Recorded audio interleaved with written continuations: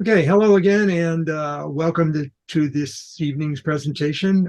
Encouraging Polymaths will describe what is a polymath and why they're important for society to have these kinds of people. So my motivation for doing this presentation is we've done a lot of technical stuff recently, a lot of postulations and headache pain kinds of things about black holes and such. So I thought, something a little more philosophical, a little lighter, where there's no math involved and, you know, no heavy postulations that some people might not believe in. So anyway, so these days there's a lot of what I would describe as false praise for individuals that are polymaths that I think of it as despairing or disparaging comments like geek, nerd, whiz kid, egghead, brainiac, rocket scientist, garage inventor, hobbyist, tinkerer, hacker, and do-it-yourselfer. Or as I was growing up, they referred to my father as jack of all trades, master of none, or maybe just a few. A geek, nerd. So as we've seen of late, people will use labels to diminish the exhibited value of others to shore up their self-perceived lesser abilities. So when somebody calls somebody, I don't know that I listen to anything that nerd says, well, that's a means of attempting to prop that individual up at the expense of another. And that's why I refer to it as, these are disparaging terms that a lot of people say, oh, no, I like being called a nerd. Well, being called a nerd by who and under what circumstances? At least they no longer use the term four eyes. When I was in second grade and I had glasses for the first time, it was like, hey, four eyes, which has nothing to do with how much you know and everything to do with just you're wearing spectacles. So historically, capable individuals were less disparaged and were sought out by those in authority for solutions that they would bring to things like agriculture or infrastructure, to industry or military. And these were referred to as Renaissance. They used to be called Renaissance men, but they're Renaissance people these days. Polymaths, which I actually first learned from an episode of Doctor Who that was in the Victorian era. And Queen Elizabeth I referred to him as a polymath. So I had to go look that up. So I prefer that label. And back in King Arthur's time, they referred to him as wizards, a la Merlin. But I don't like the pointy hat. I prefer a fez. And for those people that don't understand Doctor Who, that's a reference to Doctor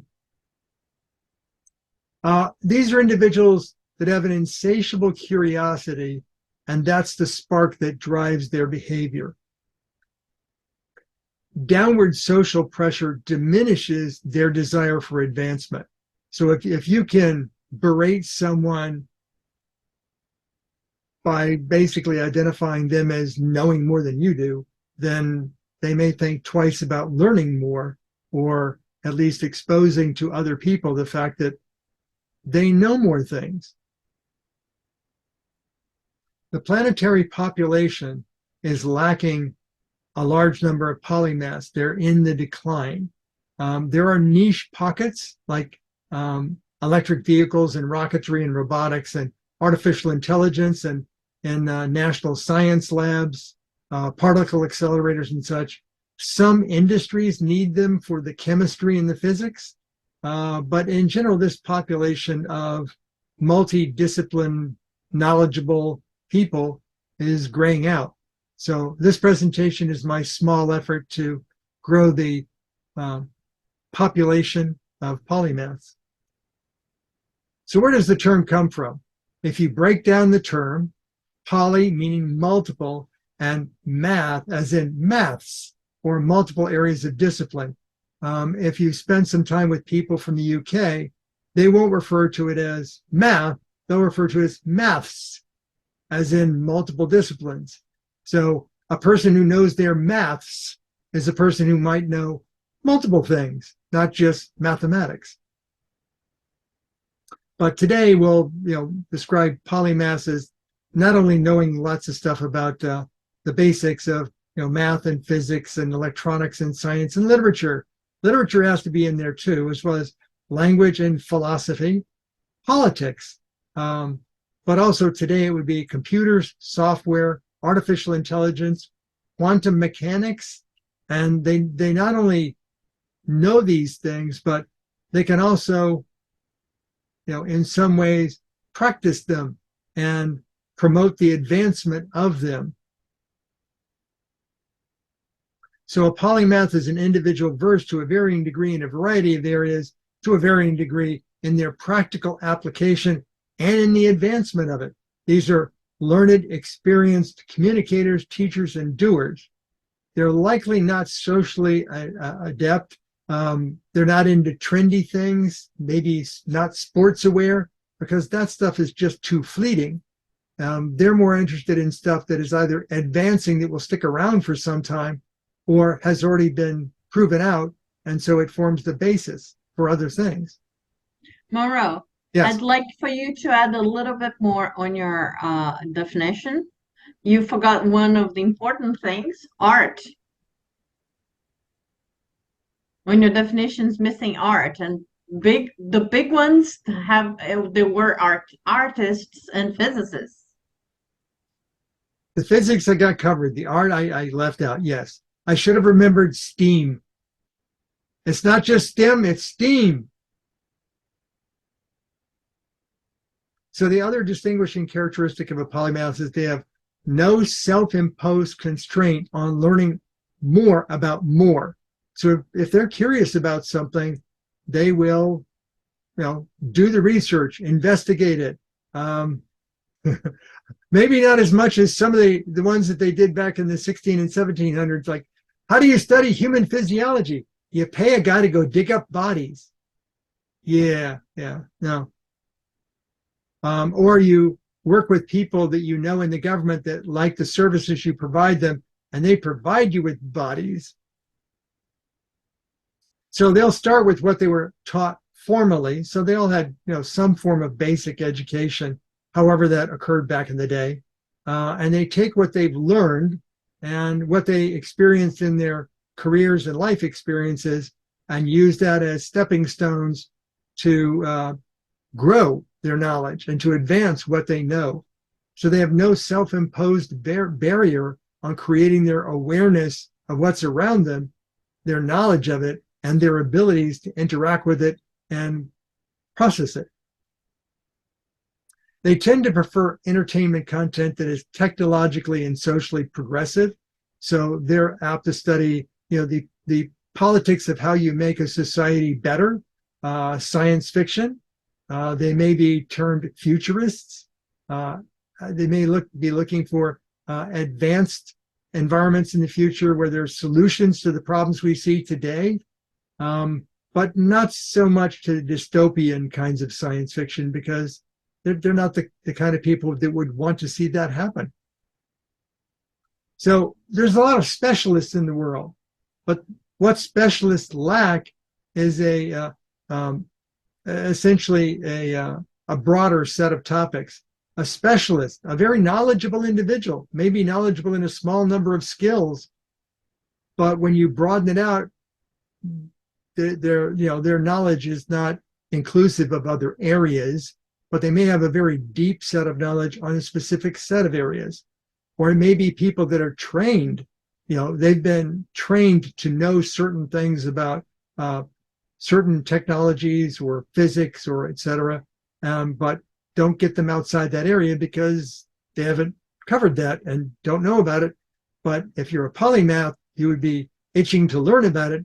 But if you're not a polymath, you may have deep knowledge about a small number of things, but that doesn't make you a polymath. So the people that don't have the ability to think outside the box, those may be specialists. They may be very valuable, may be well promoted, but the way you can tell they're not outside the box thinkers is that's the way we've always done it, because that's all they were taught. Or why fix it if it ain't broke?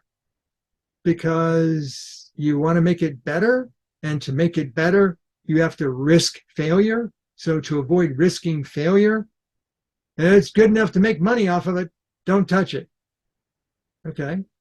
Or the people that say, well, I don't know anything about that, so I can't comment. Well, you could comment if you were eager to learn more about it. Ask questions. Maybe somebody else can give you some more information. And there's this, as they call it, the series of tubes. It's called the internet. Something we have these days that they didn't have back in the day. But individuals that are not polymaths often lack the ability to identify analogs. When you try and state an analog to them, they'll say something like, well, what's that got to do with it? This is similar to that, so they're analogous. So skilled individuals have a higher probability of being displaced by technologies like additive manufacturing, where we're doing things totally different than we used to do them. You used to have to make physical models by having skilled model makers do it. Nowadays, if you can write the 3D model in an application, you can have a 3D printer go print you one. Or I'm not going to go buy like a full computer, a desktop or a mainframe kind of computer to do something. I'll go spend, less than $50 and I'll buy a single board computer, and I'll, learn Python, or I'll learn a programming language, and I'll draw from other things to create stuff. Or quantum technologies. This is a growing area where people are learning that things we thought we could put a stake in the ground and say, yeah, that'll always be a fact. Maybe it isn't. Or people that think there's a ineffable quality to human behavior that'll never be reproduced by computers. Yeah, how long is that chestnut going to last these days when artificial intelligence is unbounded? So unless the individual is a polymath, they're unlikely to bring a solution that a polymath would, which is cross-discipline awareness. That's the main thing that polymaths bring to the table. But I also think of it as polymaths have the ability to see dots where other people don't see the dots, but also the ability to connect those unseen dots to arrive at a solution and to embrace advancement across multiple disciplines. Some people may be thinking about X, and you go grab knowledge from Y, bring it into X, and X plus Y is actually a greater solution. Historical polymath. Mara, one of the things that you're commenting about that, the cross-contaminating ideas, that like Bell Labs had physicists, chemists, radio technologists, optical engineer, all working in the same building, having lunch together and conversating and exchanging ideas. It's not that they had intention to be polymath, like read about everything. They're curious, especially if they didn't have the internet and their phones while they go in the bathroom. But that was like the openness of being open to learn things that are not in your discipline. That would count as being a polymath, being open to new ideas. And that's what we miss, like areas of science that we don't have anymore, like the example of Bell Labs. Yeah, I've actually, as a contractor, done work in Bell Labs back in the day. And the other thing that they brought to the table was not only multiple disciplines, but also multinational. So you could be walking down the hallway at Bell Labs, and you're in your little niche project that you're working on, and you've got a problem, and you happen to see somebody who's there on visa from another country, and you go, I think this guy knows something about optics. And you'll ask him a question because you don't know optics. So the multiple disciplinary collective environment of a place like Bell Labs produced a lot of the technology that existed that came out of Bell Labs, Western Electric, AT&T, all that kind of stuff back in the day that we just take for granted nowadays, like, touch-tone phones versus rotary phones, and mobile phones, and not only the mobile phones, but how you string together a cellular network. All that stuff came out of that kind of environment where the individuals themselves weren't polymaths, but the fact that you could call upon the talents across disciplines to come up with a solution to something you never thought was possible. It was a polymath operating environment. Yeah. So I Yes, have, they didn't have intention to be polymath. They were by the environment. yes, yes. And to give you an example, when Bell Labs was sold to a foreign country, to a company in a foreign country, AT&T quickly realized, what have we done? We've killed the golden goose that lays the eggs. So AT&T spent hundreds of millions of dollars to try and replicate what Bell Labs was in upstate New York and called it AT&T Labs. It was always a far cry from the environment of Bell Labs because they couldn't attract enough people from enough disciplines in enough countries because AT&T had shrunk down by then and just couldn't afford to do it. The multidisciplinary environments where you draw people together and the products that they produce might not even be related, but the environment where you can ask somebody about something and learn more, yeah, that grew the human species and human society, and we don't even think of that as historically being valuable, but it was immensely valuable, and we miss things like that. The closest that comes to these days is DARPA, but that's just for one government. NASA, you could come. NASA is still kind of. NASA has divisions, and people in the aeronautical division don't typically work with people in the aerospace division. In fact, they may be multiple states away from each other. So yeah, NASA is a multidisciplinary environment. And so long as you know the email address of the other guy in the other division, you can interoperate in a polymath type of environment. But the fact that you could just, at Bell Labs, walking down the hallway, or even better, everybody ate lunch in one enormous cafeteria.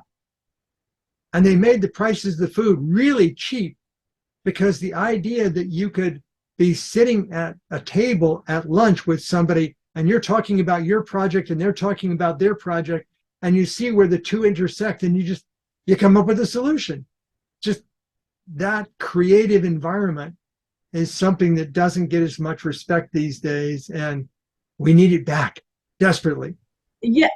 Some of the basic hypotheses and theories that came about, they were working their project and they start talking of shit while Yeah. eating. And nowadays we study that, Yeah. it's like a lot of stuff that in physics, the great ideas came out of those lunchtime on Bell Labs. But it's also families. You can have a family member that's working in geology. You can have a family member that's working in the oil petroleum industry, and have the two of them talk together and go, maybe there was a large impact site here. So that's how, No, it's a physicist and a geologist. The daddy was a physicist and the son was a geologist. Yeah. And where did the geologist get the raw data from? From oil man that published Exactly. a paper years, but they didn't work together. He published a paper, sent to the Alvarez, but they ignore him for 30 years. Yeah. Well, that's just people creating And intellectual he couldn't partitions. publish the whole paper because the data was belonged to, I think, Shell, I think. Yeah. Yeah, I've actually seen that happening. I was at the San Diego Supercomputing Center and was talking to them about the various projects that they were undertaking. And there were two of the projects that I thought were related, and maybe one could use the data from the other. And I was told by a manager, an administrator there, they can't do that. They're under different contracts and they can't share data, which is the antithesis of a Bell Labs type environment. It's like, you could help each other, and you're the administrator that knows you could help each other, but because of contractual firewalls, you can't have these two projects sharing information, and you won't even bring up the subject with them. This is so terrible. That's sad. Yes, it's saddening. It's saddening. Ah, So you have to Yes. wait for both of those teams to publish their data, and hopefully the two teams are reading from the same periodicals and read each other's work and go, oh, we could have used Yeah. that data. If some of the data is copyrighted, that will Yeah. take 30 years to come out. Yeah, because It's companies are like not going to share if there's money The involved. whole deal is that most of everything is owned by corporations, and corporations are putting things that are supposed to be, our science should be 30 years Yeah. more advanced than it is now. Well, just that's because exactly most of it. the ideas are inside drawers. Yeah, well, I personally have experienced that at a corporate level in that I worked on a medical device alarming technology for which there is a patent. My name is one of 7 people on that patent. But as an employee of the corporation, I had to sign away my patent rights in order to become an employee. So the company owns the patent and they make That's revenue off of it every time they sell the product. But I just got my salary, no bonus, just like, but you can go out Well, there and the same thing happens if you do something at most colleges now, like Georgia Tech. oh yeah. They own it. Well, that's because the colleges have learned that when they have people in advanced degree programs, students can be milked for their knowledge, contribute to the result, and then they'll spin that off as a corporation, and the corporation will somehow magically be able to use the educational institution's copyrighted works without paying for it. Mhm. So, yeah, we know how to milk that. Yeah. Anyway, historically, you may recognize some of these names, but some of them you might not recognize, and there's links at the end of the presentation where you can learn about that. Thales of Miletus, or Thales, depending upon No, Thales. Thales of Miletus or Miletus.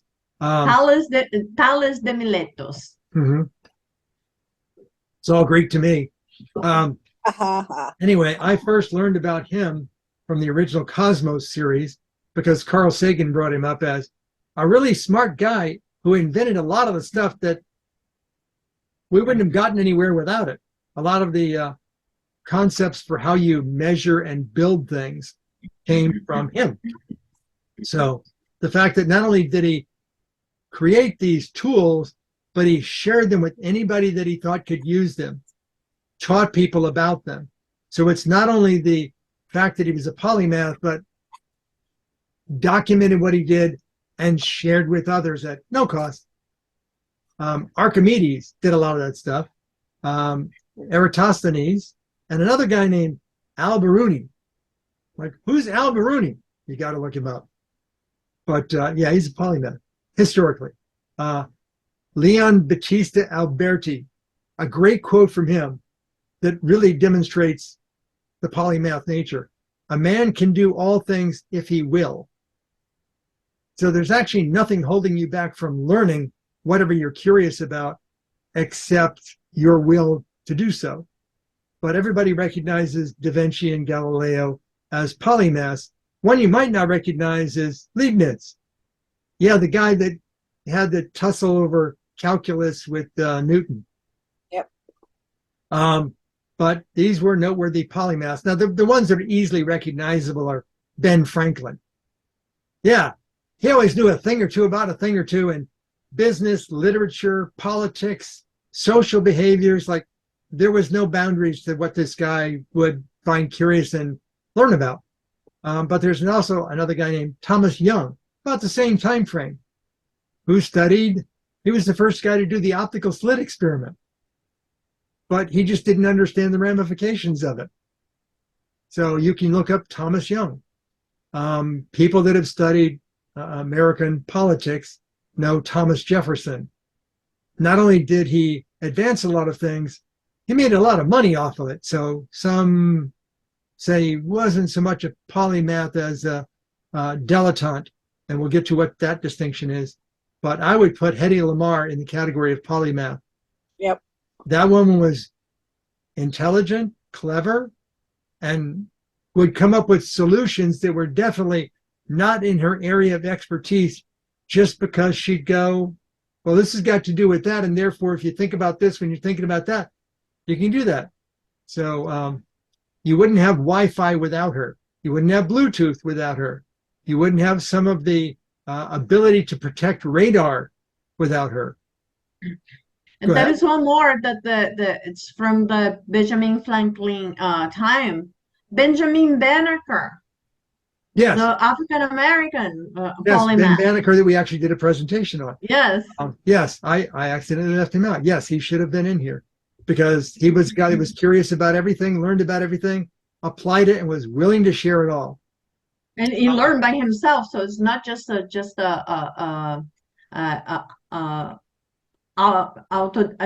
an autodidact also, and not just a polymath. He was an autodidact. And I didn't use that term because it's too much of a $3 word for some people. But Well, explain what it means. we'll get to that. There's a slide, but I didn't use Okay. the word. And somebody who I know from my career in computer science, another guy that's at more recent times that there was nothing that wouldn't strike his fancy and him learn about, John von Neumann. Mhm. The basic concept of a computer where you have a processor that is inputs, processing, and output and storage. That came from von Neumann. So these are people that I'd say are noteworthy, but I don't think of them as polymaths because while they were very noteworthy, they were very siloed. They didn't really go that wide, and if they did, they didn't really promote it out to others. So Plato was a very knowledgeable person, wrote a lot, but he basically promoted the work of others. And Socrates as well. He's very noteworthy, very smart guy, but he had a narrow set of disciplines that he worked in. So there are a lot of noteworthy scientists and inventors who excelled. They won awards in math and physics and chemistry. Newton, obviously, but Newton was a very closeted individual is the best way to describe it. He didn't really get out amongst the people all that often because he just thought himself as being, commoners will never know this stuff. Maxwell, very smart guy in math and physics, but you didn't talk to him about social stuff and politics. And Lovelace, computer programming capability of the Babbage engine is recognized, although disputed by some. I think it's biased. But yes, a brilliant individual. Even Bernoulli, the guy that I worked with some of his physics principles, but he worked in very narrow disciplines, but was very knowledgeable about it. Even Curie, the Curie family, winning Nobel Prizes, but they stuck to the sciences and didn't get outside that boundary. Einstein, very smart guy, physics, math, advanced science. Violinist. Well, he did play the violin. Some questioned his skill with it, but Yeah. it was his hobby. Yeah. Nikola Tesla, yes, very, very advanced person, very knowledgeable, created a lot of the electronics and technology that we take for granted nowadays. Even Edison, but if you look in the history of Edison, he brought in smart people and he allowed them to create things and then took credit for it. Elon Musk is a brilliant engineer. Some say maybe even rocket engineer. But when it comes to social stuff, yeah, he spent a lot of money on Twitter without realizing what he had done. So yeah, I don't think of him as a polymath. Being big in business doesn't count. So you could have been the first 100 billionaire on the planet, but that doesn't necessarily make you a polymath. So you can get lucky in business. You can find a good niche in business and make a lot of money and invest wisely, but That doesn't mean you have the insatiable curiosity to go outside your realms, so to speak. So Gates and Jobs and Bezos, and you can be socially very popular and actually a very, very well-read and learned individual. But if you're not, advancing things, if you're just being popular, then I'd say Oprah is up there in the ranks of very noteworthy individuals and has helped people along, but no, not a polymath. Like Mick Jagger, he's a singer, very famous, but all the Rolling Stones still have money Yes, because he was economist and advised them well. yes, but I wouldn't consider him a polymath. But because the But then contribution again, is with the family and friends. Yes, then again, Brian May is an astrophysicist, but I would not consider him a polymath because he stuck to astrophysics. He didn't branch out into other disciplines. So he was an instrumentalist and an astrophysicist and contributed to some of the writing of Queen. But He there are people. inspires a lot of people. I would put Brian May as a polymath. I think for me he is. No, He's inspired. He teaches, and he had at least. but does he 2 teach degrees. outside of astrophysics and music?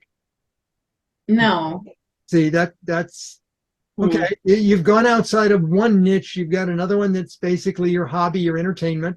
I get that. That's, to distract the mind. But you've got to be unbridled. There are people that actually studied the concept of polymaths and individuals who were polymaths, but they themselves weren't polymaths because their discipline was polymaths. So they didn't study all that polymaths studied that they studied. They just knew that they studied the stuff. So Ruth Bernstein, Burke, and Schumann, they were definitely people that you should read about what a polymath is and who polymaths were and such, but they weren't.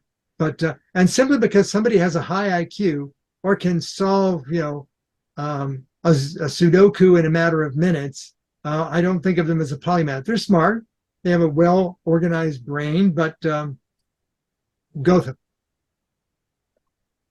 Definitely a high IQ, but I think he should have been sitting on a mushroom. I'll describe it as I think polymaths are graying out.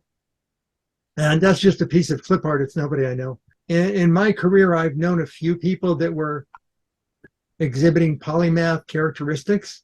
And I think that most of them are not around anymore, but there was nothing you couldn't talk to them about.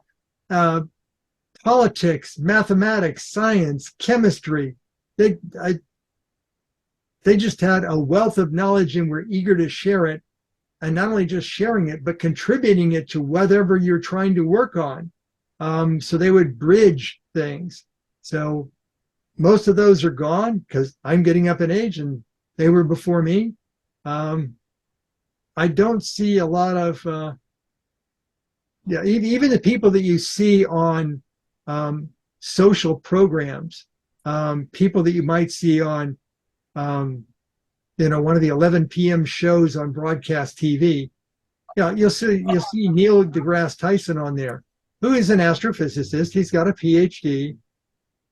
But when you ask him about things like unidentified aerial phenomenon, he doesn't know enough about mobile phone camera technology to realize that what he's saying is a load of hooey. The current social disparagement towards people that are knowledgeable, not necessarily socially adept, they don't take kindly to the downward pressure of labeling them. They may take it as kind of fun, kindly gesture, but you got to realize what they're actually saying. So I think if there was less social disdain for people that exhibit polymath behavior, I think you'd actually find you'd grow a lot more polymaths, and we're going to need them. But in light of that downward pressure, people will just stay in their box, and that's disheartening for the human species. Mhm. So polymaths tend to work in areas where other people that aren't polymaths will say, that's unbelievable, impossible, impractical, questionable, could likely be constrained by governments, or at least just mysterious. He works on mysterious stuff, or I don't know what the hell he's talking about. So here's why we need polymaths, because they know a thing or two about a thing or two, and they can see dots where other people can't see dots, and they can connect the dots. So when it comes to things like climate change, we're approaching to the point where it's not that the Earth will become molten, it's that there are places on the planet that will become unlivable during certain times of the year.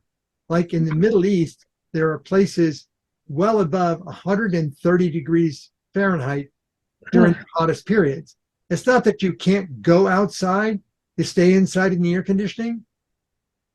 You get to 140 degrees and the functional viability of air conditioning becomes questionable, because you're trying to take hot air from inside and make it go outside, and the air outside is so much hotter you can't dissipate it. Desertification. There are actually efforts in Namibia in Africa where they're using old technology to create little circular tilted pools that will draw in moisture that they then collect by connecting them together, and they grow certain kinds of crops in there. And it was a person who didn't know this stuff but studied it that conveyed it to them. He's a local, and it just advanced their environment tremendously. They're creating hundreds of acres per year of now agriculture where it used to be arid land. And that's what you need. You need people that can think about those things. And what's little circles in the Sahara sand got to do with it? Well, that's how you get the humidity to collect to make moisture. Well, what can you grow in that little amount of moisture? Well, you go study plant life in arid environments, and you realize that the oasis that you think of as being the source of water in the middle of deserts, the oasis continue to exist because of subsurface water, but they don't start out that way. They start out with surface water, and it's because you get a number of scrub plants that don't need much water to live to create shade, which increases the afternoon humidity, which increases the water catchment. So it's all these things that have to be tied together to come away with your solution of, I can take desert sand and allow you to grow crops on it. It might take a few years, but you need people that can think about this and this and this and this, making the end result. Another thing is, as we have global changes, there's going to be mass migrations and relocations of cities. Already there is an island nation. There's a set of islands in the Pacific Ocean. It's a nation recognized by the UN that is working with the UN to recognize that they're going to need a lot of money for their nation to continue to exist. And where are they going to get the money from? Who are they going to get money from that help to eliminate their existence as a nation? So that's actually put before the UN at the moment. And obviously the advanced countries are going, well, we're not going to do anything about it, because if we did it, that would be admitting, like, petroleum industry caused it. And that's a bridge too far. That's something they cannot attest to in public documents. So keep an eye out on what's happening with the UN in that. But mass migrations, relocations of cities.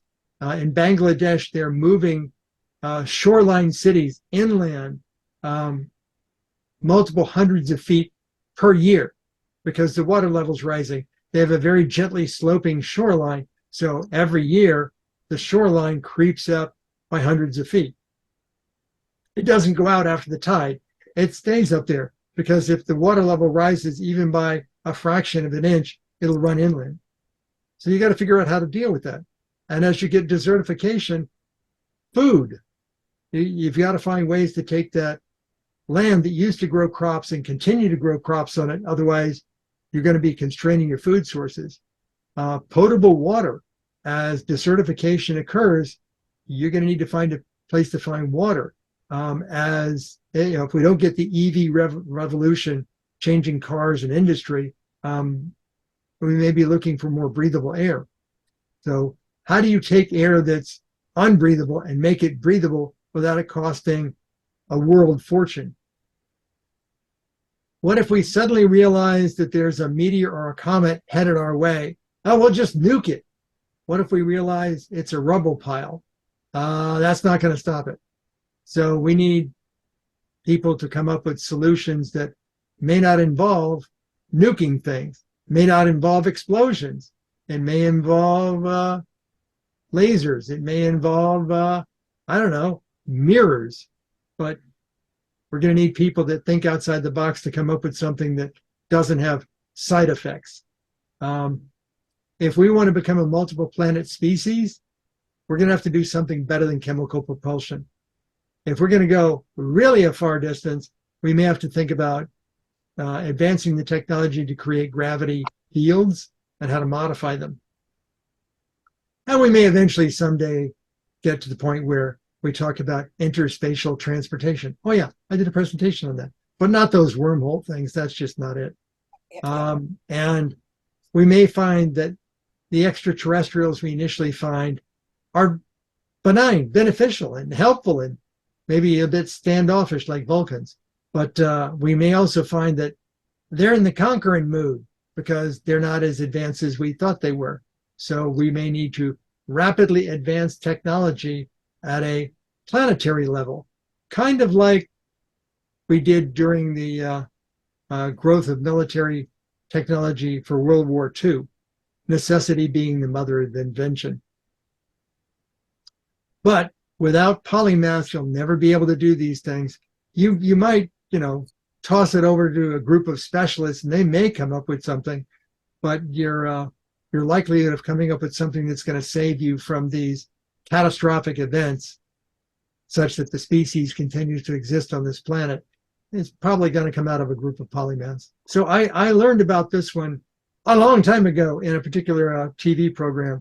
It was science fiction and fantasy, and it was called The Ultimate Test. If you had to take a test and it was completely unavoidable, you must take this test, and you had to pass it with not less than a 100% grade. No 90 plus, 100%. Otherwise, you don't survive. And it's a test where we're not going to tell you in advance what subject you need to research, what subject you need to study or advance in order to be proficient at it to pass. A test that you'll need to create a solution to one or more problems without any negative side effects that would take a point or two off your grade.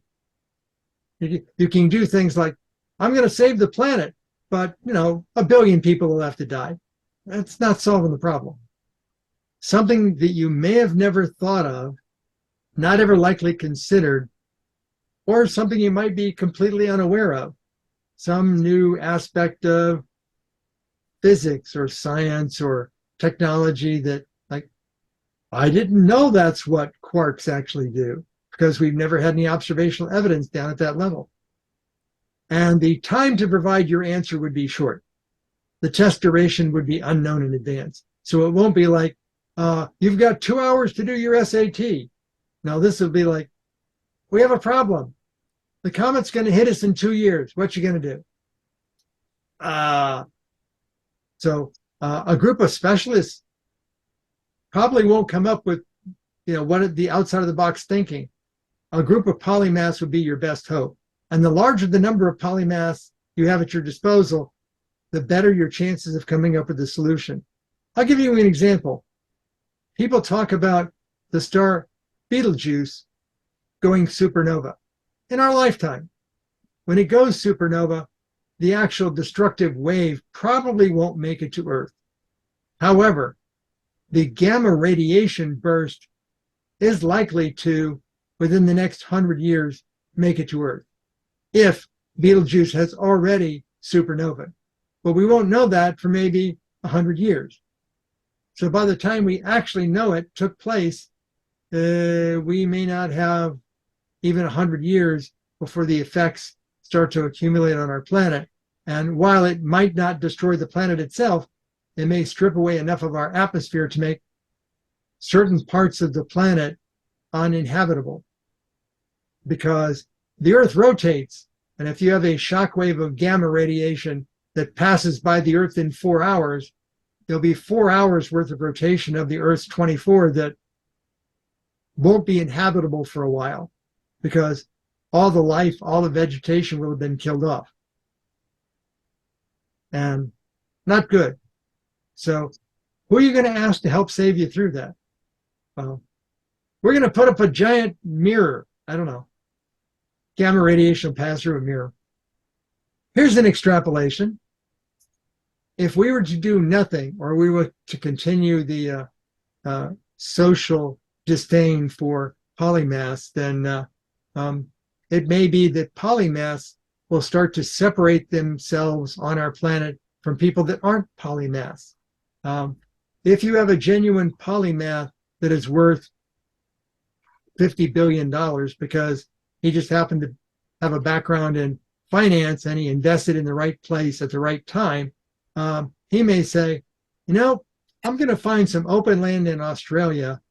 I think 200 square miles is enough, and we're going to form a new city.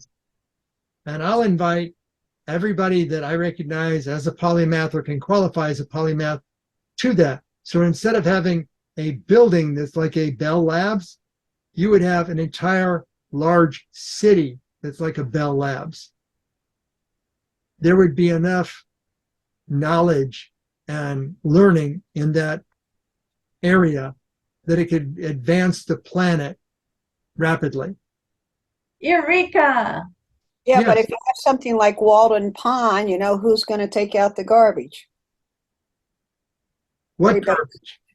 I mean, everybody's going to be so smart and working on their things. Mm-hmm.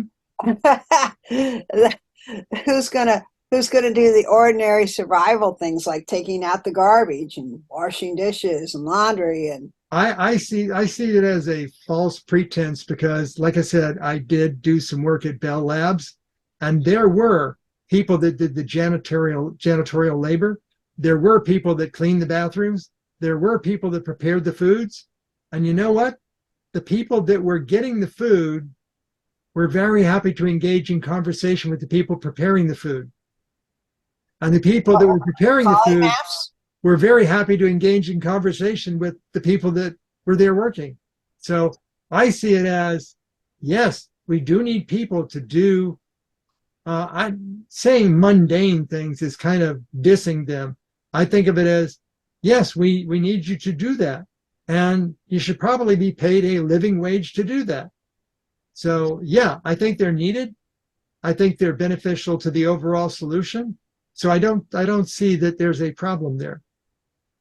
Well, but if you only invited polymaths, The polymaths that don't need to be learned polymath.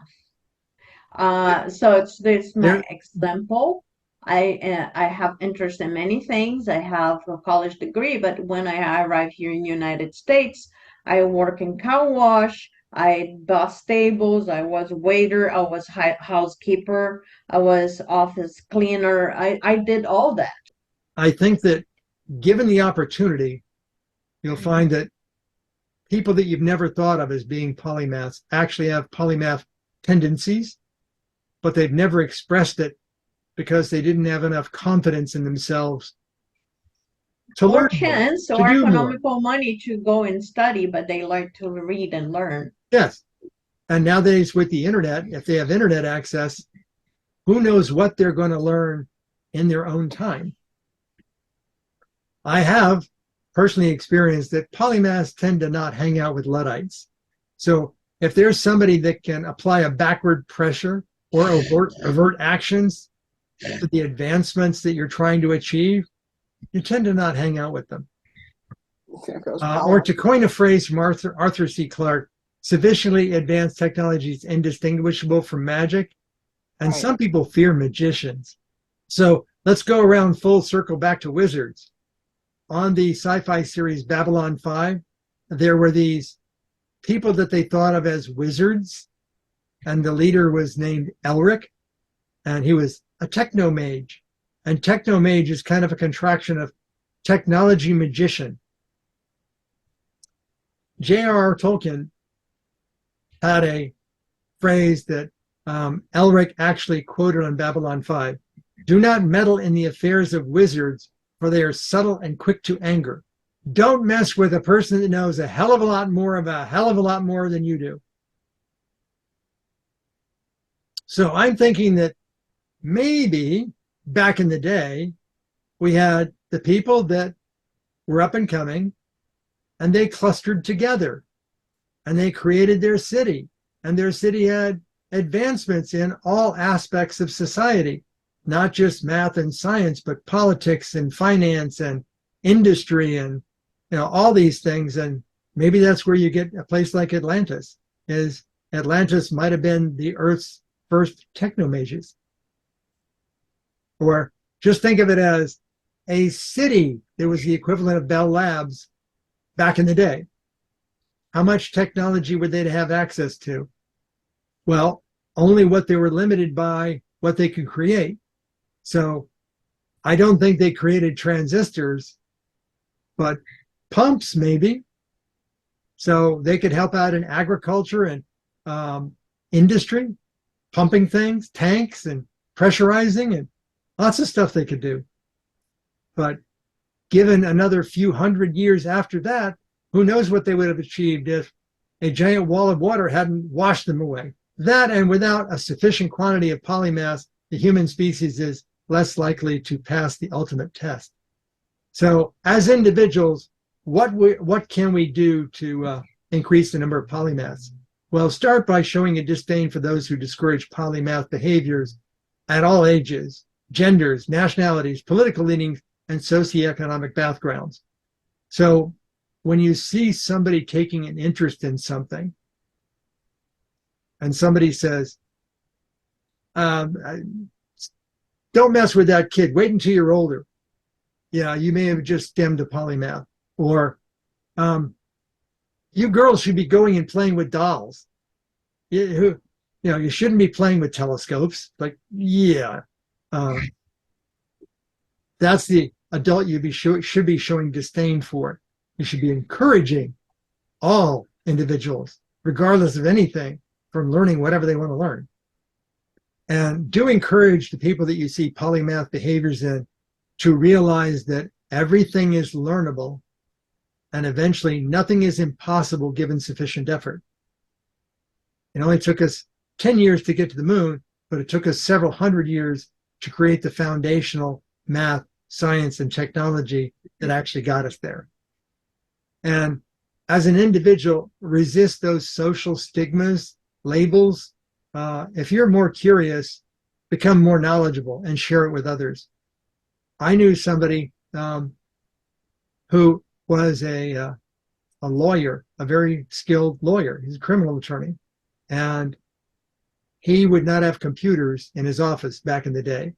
He had a typist, and she did all the typing for the office. And she was a very good, fast typist and made very few mistakes. And he never would have a personal computer in his office.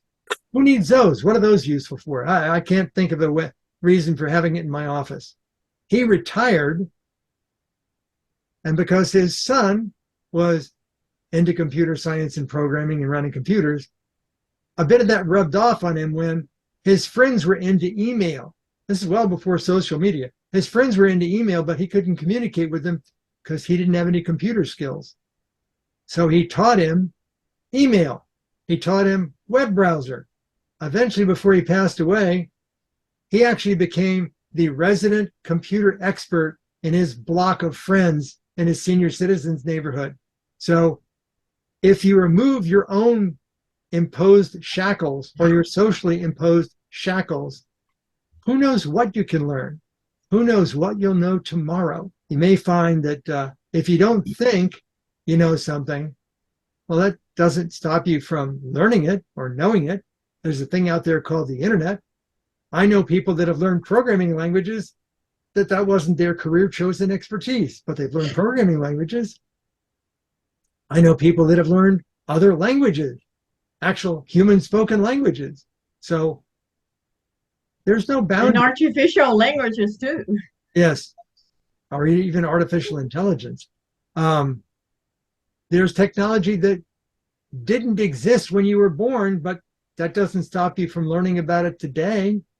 I mean, quantum computers didn't exist when I was born, but I know a thing or two about quantum computers. So, if you don't create your own self-imposed limitations, don't ever think of something as being beyond your ability. It may take you a while. You may have to learn some foundational stuff. It might be nice to ask a person who can give you quick answers to things, but don't ever think it's beyond you. We have a few examples in your friends here on Yes. the forum.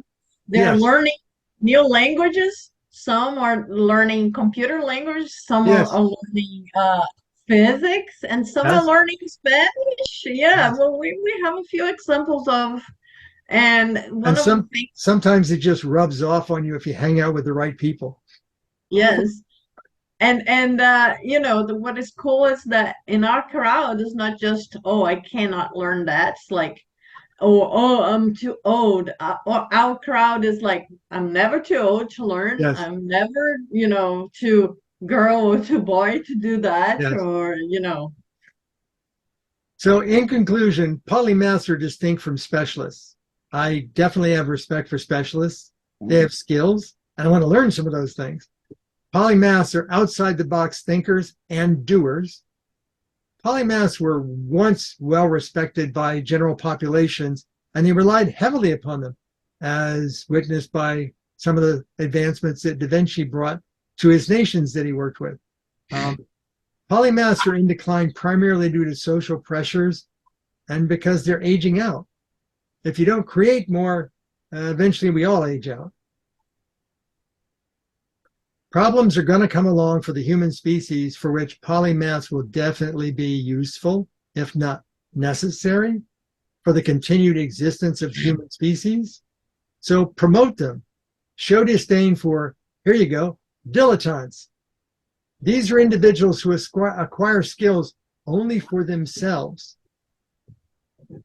The earliest one that comes to mind is Pythagoras.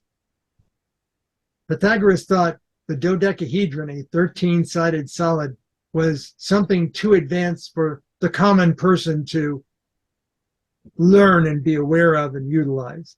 So Pythagoras didn't make my list as a polymath.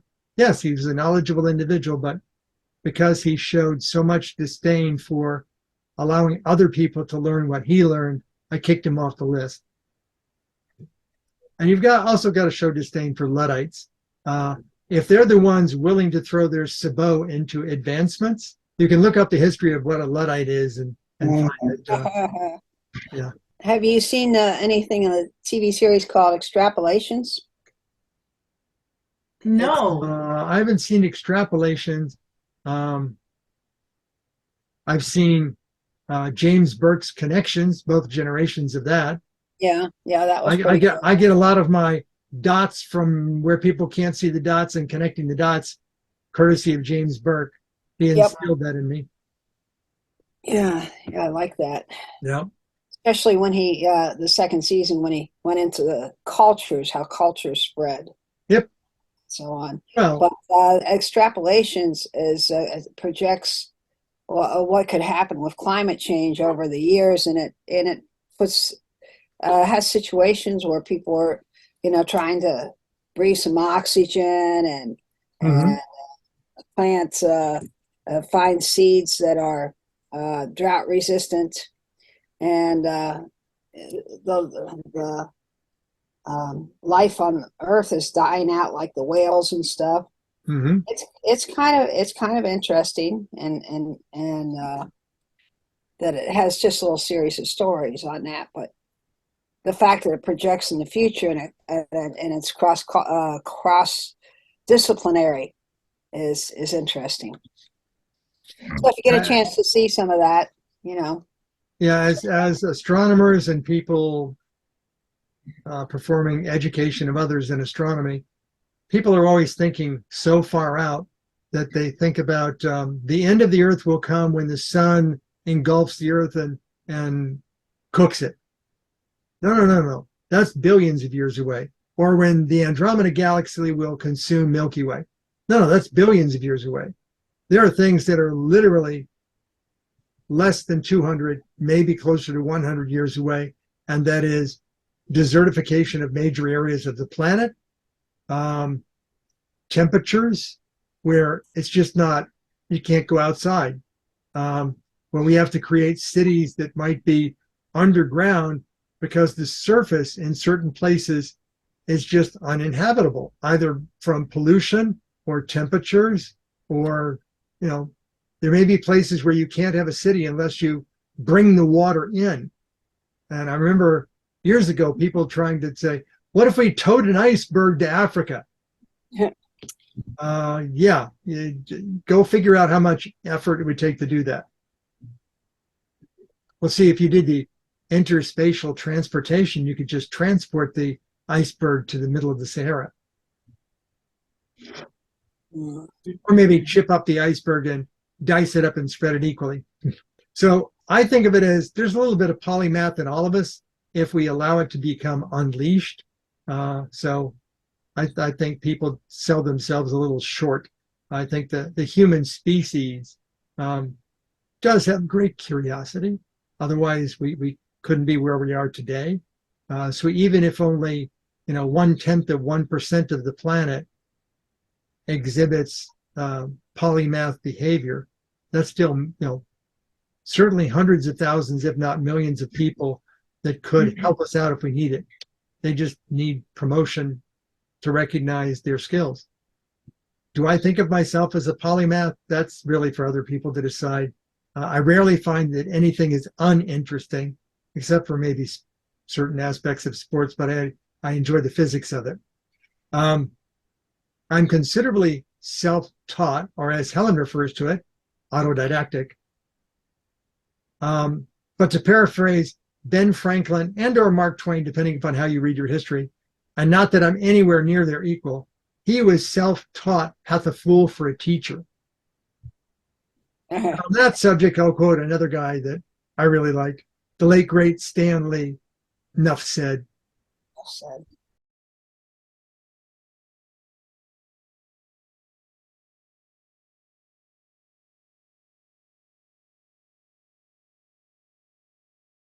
But the whole conversation of being a polymath, and especially get to the girls to do that.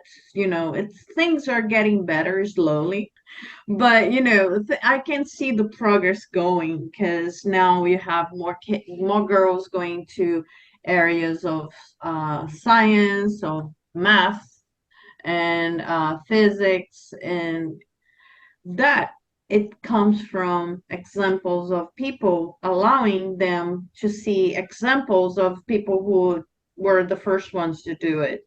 So even though I'm not, that great in the science profession, I was lucky enough to do some cool things and be part of astronomy in, science speaker. And I think my function is to show the next generation that they can do it. And it's like we have some people going to Fox Observatory. They were studying medicine, odontology, and they go like, can I do astronomy if I'm studying it? Like, of course you can. What do you think who is in space station right now? It's doctors, because they're studying the human body effects in microgravity and radiation. So you can study any area that you want, and you can still go to the area of physics and astronomy and astronautics and rocket science. The whole idea is that every day you're learning something. So I think I see us as function of want to be a polymath, not just because we have pleasure in read science and learn things, but also to keep up, the next generation of people like that.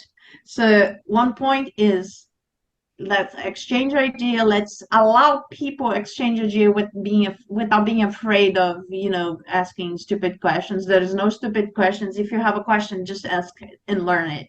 Or we used to And the refer, other we used to thing refer to it as, there's no stupid questions. However, I might have a stupid answer for you. Yes, yeah, but that's the fun of it. You figure out if it's stupid or not. You read Yeah. more, you learn more. And the other point of cross exchanging of ideas that we learn faster. But also people that have that level of knowledge come to the realization that I'm not going to make as much money in my chosen profession. I need to go find another profession, and they find a profession where they make a lot more money than they would have had they stayed with it, but it's still recognized that they're an expert in that area. Mayim Bialik comes to mind. So on Big Bang Theory, she played a neuroscientist with a PhD. And she's actually a neuroscientist with a PhD. So she earned a lot more money doing a TV show, a comedy, than she did off of her. Yeah, Jeopardy and stuff. Yeah.